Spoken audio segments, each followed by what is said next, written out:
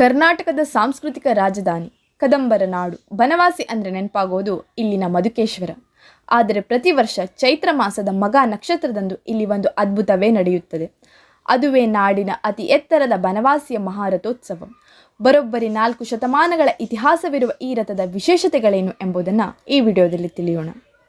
ಈ ರಥ ಸಾಮಾನ್ಯ ರಥವಲ್ಲ, ಇದು 7 ಅಂತಸ್ತುಗಳ ಭವ್ಯ ಕಲಾಕೃತಿ.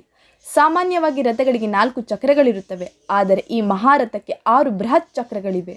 ಸುಮಾರು 150 ಟನ್ ತೂಕ, 60 ಅಡಿಗೂ ಅಧಿಕ ಎತ್ತರ ಹೊಂದಿರುವ ಈ ರಥ ಪಥದಲ್ಲಿ ಸಾಗುತ್ತಿದ್ದರೆ ಸಾಕ್ಷಾತ್ ಭವ್ಯ ಮಂದಿರವೇ ಚಲಿಸುತ್ತಿದೆ ಏನೋ ಎಂಬ ಭ್ರಮೆ ಉಂಟಾಗುತ್ತದೆ.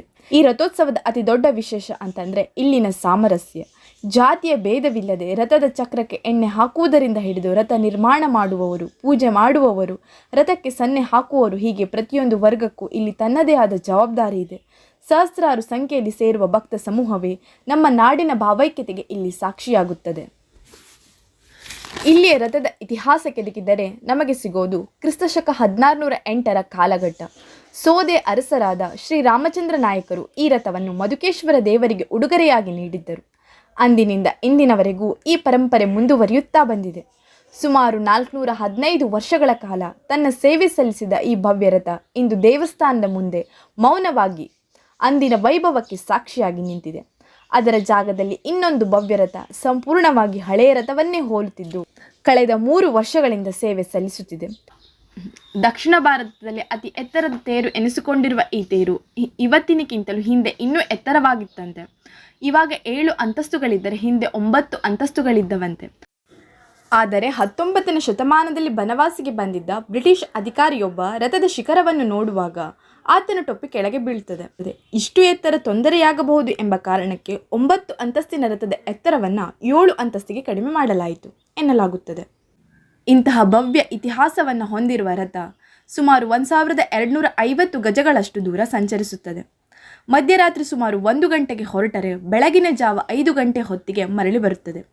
ಮಧ್ಯರಾತ್ರಿಯಿಂದ ಬೆಳಗಿನ ಜಾವ ಈ ತೇರಿನ ಉತ್ಸವ ನಡೆಯುತ್ತಾದರೂ ಭಕ್ತರ ಉತ್ಸಾಹದಲ್ಲಿ ಕೊರತೆ ಇಲ್ಲದೆ ವರ್ಷದಿಂದ ವರ್ಷಕ್ಕೆ ವಿಜೃಂಭಣೆ ಹೆಚ್ಚುತ್ತಾ ತನ್ನ ವೈಭವವನ್ನು ಸಾರುತ್ತಾ ತನ್ನಲ್ಲಿ ಆಸೀನರಾಗುವ ಮಧುಕೇಶ್ವರ, ಪಾರ್ವತಿ, ಸುಬ್ರಹ್ಮಣ್ಯರ ಕೃಪೆಗೆ ತಾನು ಪಾತ್ರವಾಗಿ ಭಕ್ತರಲ್ಲಿ ರೋಮಾಂಚನ ಮೂಡಿಸುತ್ತದೆ. ಬನವಾಸಿಯಲ್ಲಿ ನಡೆಯುವ ಈ ರಥೋತ್ಸವ ಕೇವಲ 2 ದಿನದಲ್ಲ, ಸುಮಾರು 10 ದಿನಗಳ ಕಾಲ ಇದರ ವಿಧಿವಿಧಾನಗಳು ನಡೆಯುತ್ತವೆ. ಯುಗಾದಿಯಂದು ಸ್ವತಃ ಶ್ರೀ ಮಧುಕೇಶ್ವರನೇ ತನ್ನ ಹಸ್ತ ಮುದ್ರೆಯನ್ನು ಕರೆಯೋಲೆ ಮೇಲೆ ಇಟ್ಟು ತನ್ನ ರಥೋತ್ಸವಕ್ಕೆ ಪ್ರೀತಿಯಿಂದ ಭಕ್ತರಿಗೆ ಆಹ್ವಾನವನ್ನು ನೀಡುತ್ತಾನೆ. ಮುಂದೆ ಚೌತಿಯ ದಿನದಂದು ಪ್ರಥಮವಾಗಿ ಅರ್ಧ ಗಣಪತಿಯಲ್ಲಿ ನಿರ್ವಿಘ್ನವಾಗಿ ರಥೋತ್ಸವ ಜರುಗಬೇಕೆಂದು ಸಂಕಲ್ಪವನ್ನು ಮಾಡಿ ರಥೋತ್ಸವದ ಕಾರ್ಯಕ್ರಮಗಳು ಜರುಗುತ್ತವೆ. ಧ್ವಜಾರೋಹಣ, ಹೊಳೆಯಿಂದ ಮಣ್ಣು ತಂದು ಮಡಿಕೆಯಲ್ಲಿ ಧಾನ್ಯಗಳನ್ನು ಬಿತ್ತುವುದು, ಯಾಗೀಶ ಮಹರ್ಷಿಗಳ ಸಮ್ಮುಖದಲ್ಲಿ ವಿವಿಧ ಹೋಮ ಹವನಗಳು, ಹೀಗೆ ಅನೇಕ ಧಾರ್ಮಿಕ ಕಾರ್ಯಗಳು ರಥೋತ್ಸವದಲ್ಲಿ ಜರುಗುತ್ತವೆ. 6 ದಿನಗಳ ಕಾಲ ಪ್ರತಿದಿನ ಮಧುಕೇಶ್ವರ, ಪಾರ್ವತಿ, ಸುಬ್ರಹ್ಮಣ್ಯರು ರಥಾರೂಢರಾಗಿ ದೇವಸ್ಥಾನದ ಸುತ್ತಲೂ ಮಕ್ಕಳೇ ತೇರನ್ನು ಎಳೆದುಕೊಂಡು ಸಂಭ್ರಮಿಸುತ್ತಾರೆ. ಮಕ್ಕಳ ಖುಷಿಯನ್ನು ಪರಿಗಣಿಸಿದ ನಮ್ಮ ಪೂರ್ವಜರು ಆ ಮಕ್ಕಳಲ್ಲಿ ಖುಷಿಯನ್ನು ಮೂಡಿಸುತ್ತದೆ.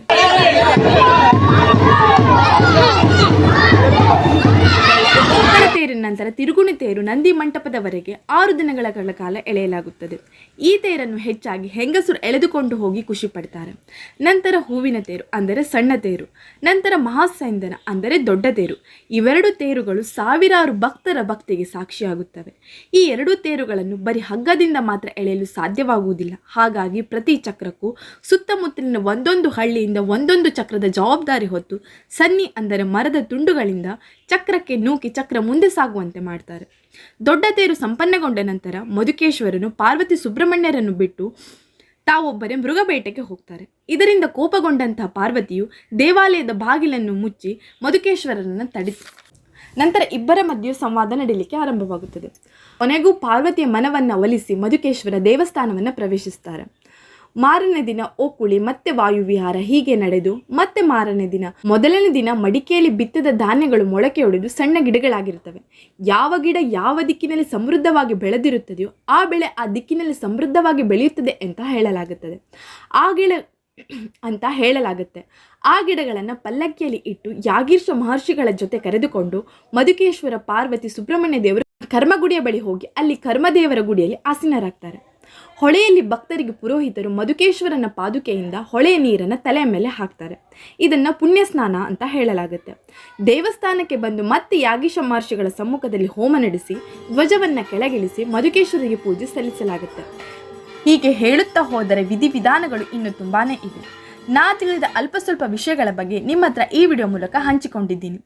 ಈ ವಿಡಿಯೋ ಇಷ್ಟ ಆದರೆ ಲೈಕ್ ಮಾಡಿ, ಶೇರ್ ಮಾಡಿ ಹಾಗೂ ಮುಂದಿನ ವರ್ಷ ತಪ್ಪದೇ ರಥೋತ್ಸವಕ್ಕೆ ಬಂದು ನೀವೇ ಈ ವೈಭವವನ್ನು ಕಣ್ತುಂಬಿಕೊಳ್ಳಿ.